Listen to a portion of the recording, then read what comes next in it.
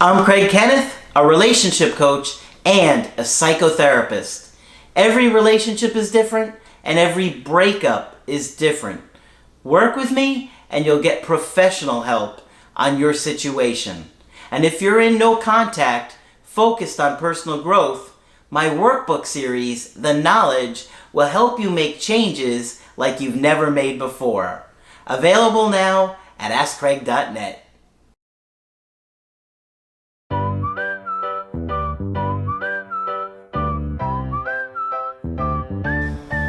Hi there, I'm Coach Craig Kenneth. I'm Coach Margaret. And today we're going to be talking about your ex has issues too. Okay.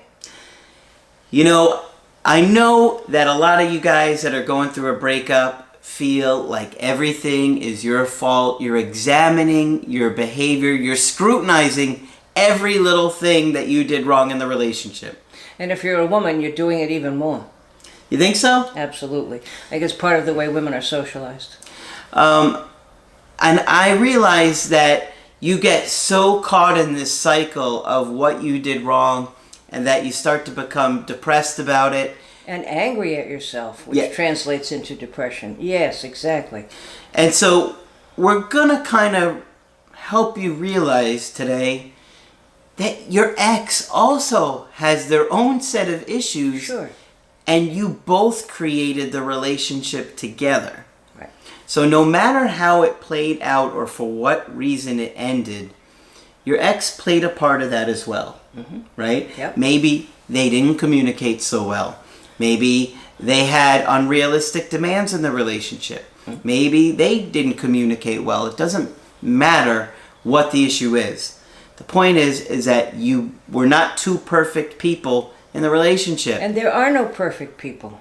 There are none. So don't expect to be, and don't expect your partner to be.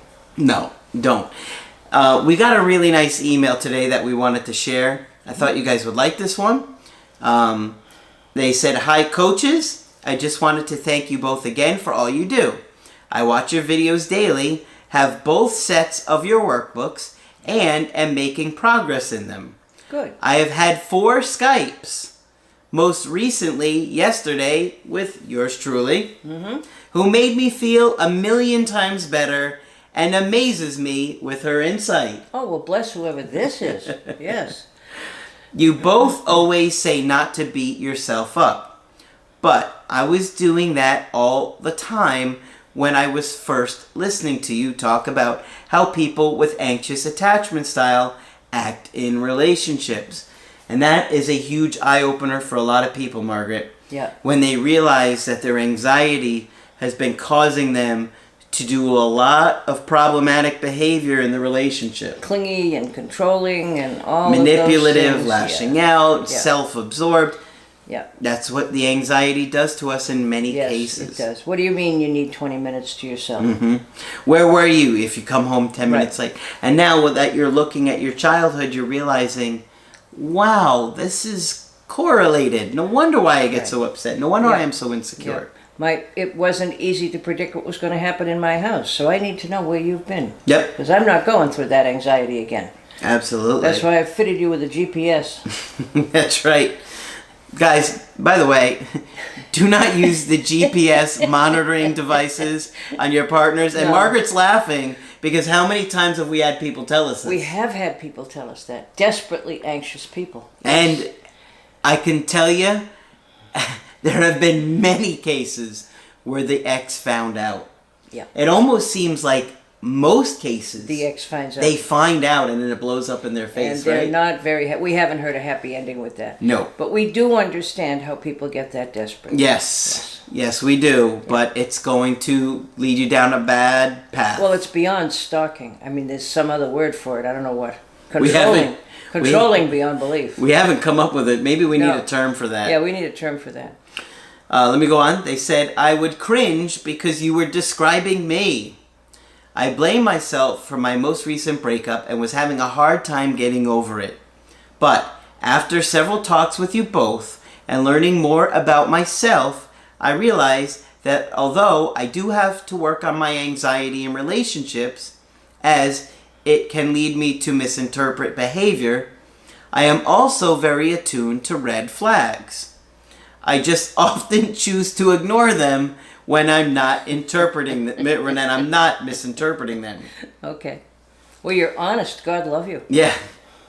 I think ignoring those red flags increases my anxiety because deep down I know better.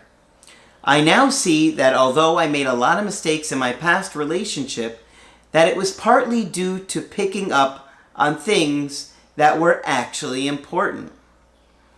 Had I realized, or had I reacted differently, the relationship likely would have lasted longer, but ultimately would have ended the same because my ex has his own set of issues and it wasn't all my fault as I once believed. Right. That And is good a for very her. powerful moment And good for her. for her. And she has grown tremendously. Yes. And you guys are at home and you're scrutinizing all the things that you did wrong. Right. Now, some of that can be helpful to change because when you recognize that you have problems in your behavior, you can change it. Because if you don't know what the problem is, you can't fix it, right? Right. So it can be helpful to look at what you've done. And to be willing to look at your own part in it. That's all good. Yes. To a point. Yes. But to beat yourself up over it, that's not going to keep you focused on the right path. The more you sit there and beat yourself up, the less time you're going to have to actually sit down and make those internal changes. That's right. And, you know, I really believe that you want to put yourself on probation for 9 months to a year, right? After a breakup. Like the personal growth, it doesn't sink in right away. How many times do we have people contact their ex 3 weeks later and say, I've changed? Right, 3 weeks later. In fact, one of the videos that I was going to film today was with that.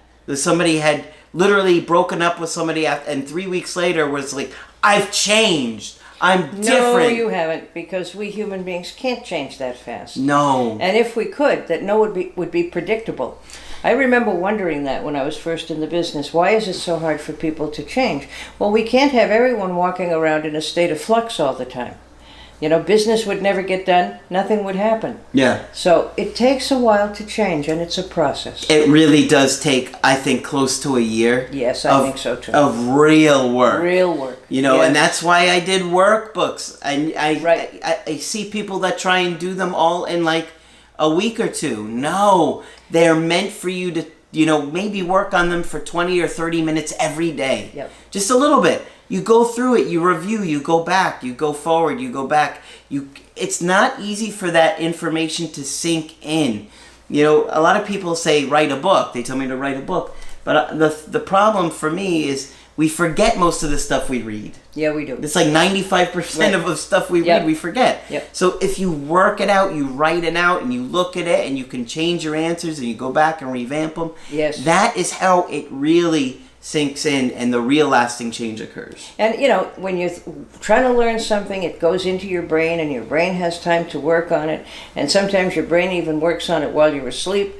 And then eventually you begin to integrate it and to have breakthroughs and to understand things. Yes. And then eventually, if you live long enough and you stay at it, a light bulb goes off one day and you go, oh, is that what happened? Oh. And but you got to yeah. be a little bit patient. Oh yeah, those aha moments. Yeah. That's when you're. They're worth waiting for. Yes, and when they happen, you feel differently. Yeah. Like you saw me have them, I and did. when we would talk, and I would did. sit there. I did, and you said, "Oh wow, oh, okay." People really need space in relationships. Yeah. I didn't understand this back then. Right. It just didn't even sink in, and then one day it just clicked. Why would somebody want space? You're in a relationship to be together. And that's the most logical thing. I mean, people get into relationships to be together. Yeah. But you really have to assess everybody's need for space. Absolutely. Yeah.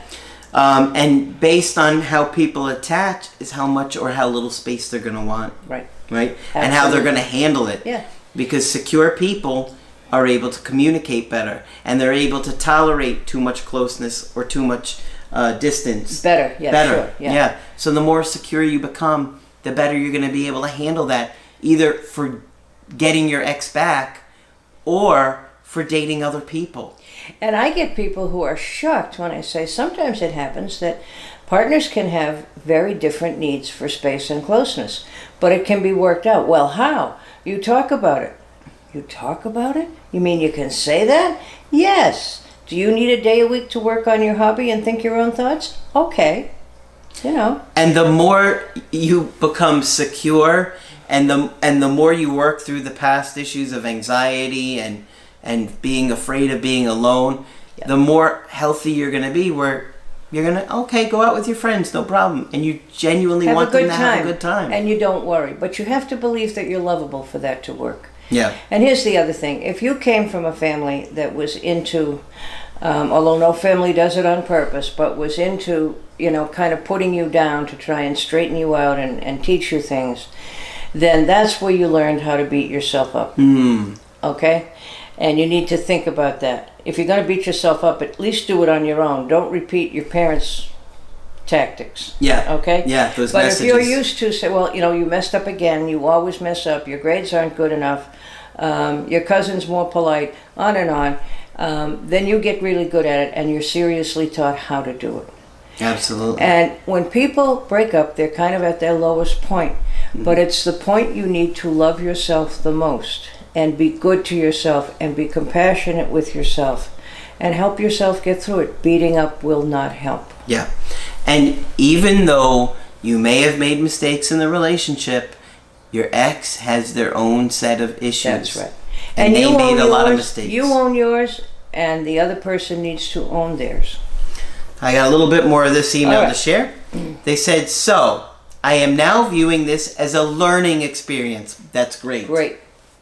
For how to better control my anxiety if I do meet someone capable of being in a relationship. And the last guy wasn't a loss, but practice. I still have a lot of work to do, because I have to admit that even knowing all this, I likely would give my ex another chance, whereas I probably wouldn't if I was more secure. However, Wonderful. Thanks Good. to yeah, she's very aware. However, thanks to the both of you, my eyes are a lot more open to both my own and others' behavior, emotions, and reactions, and I will continue to work on myself. I will also do as Craig advised and make my ex or the next guy work for me, because I don't want to be with someone who doesn't value me enough to make an effort. Good. I just can't thank you enough for all the advice, knowledge, and insight you provide. As many others have said, you are changing people's lives for the better. Thank you both again. I'm sure I'll be scheduling another Skype in the future. P.S. Margaret has an amazing memory. I was surprised by how many small details she remembered from our previous Skype. Well. We should call Margaret the Great. Well, thank you very much. Her memory is like nothing you've ever seen. It really has been a gift. It really has. Margaret can tell you things that I said 10 years ago that I don't remember saying. Yep. And for years, it baffled me. And one day I said, how can you remember all of this? Do you remember what you told me? No, what did I tell you? See, I got her.